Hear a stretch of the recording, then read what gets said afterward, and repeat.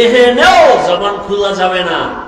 মাথা নাড়ায় ইশারা দিলেন, হ্যাঁ রবের হুকুম, তাও মুখে বলে নাই। আল্লাহ কেমন কঠিন পরীক্ষা, শুধু ইশারায় জবাব দিলেন, হ্যাঁ আল্লাহর হুকুম। এ কথা বলা মাত্র হাজেরাও তো যেমন তেমন বান্দি না, নবীর সহবাত।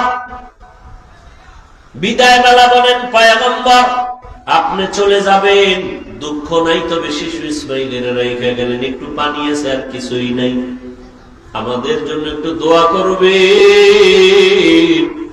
এখানে জঙ্গল, চারিদিকে পাহাড়, খানা দানা নাই, কোনো মানুষ নাই, আমি একটা মাত্র মহিলা মানুষ, আবার বাচ্চাটাও আমার শিশু, আপনার কাছে কিছুই চাই না নবী, আমাদের জন্য একটু দোয়া করিয়েন।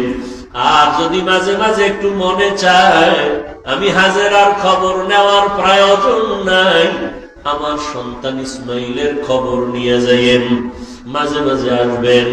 নবী কথা বলা নিষেধ, এবার চলতেছেন, হাজারা এখানে বসে আছেন, চিন্তায় পড়ে গেলেন, এই জঙ্গলে কোনো মানুষ নাই, পাহাড়, আমি একা ইসমাইলের নিয়ে কেমনে থাকবো? আল্লাহর কাছে দোয়াও করেন। ইব্রাহিম নবী উইঠা পাহাড়ে উঠে নিচে নামলেন, নাইমা আল্লাহর দরবারে হাত উঠায় দোয়া করা শুরু করলেন। রব্বানা ইন্নী আসকানতু মিন যুররিয়্যাতি বিওয়াদিন গায়রি যি যারইন ইনদা বাইতিকাল মুহাররাম রব্বানা লিয়ুকিমুস সালাতা ফাজআল আফইদাতাম মিনান নাসি তাহবি ইলাইহিম ওয়ারযুকহুম।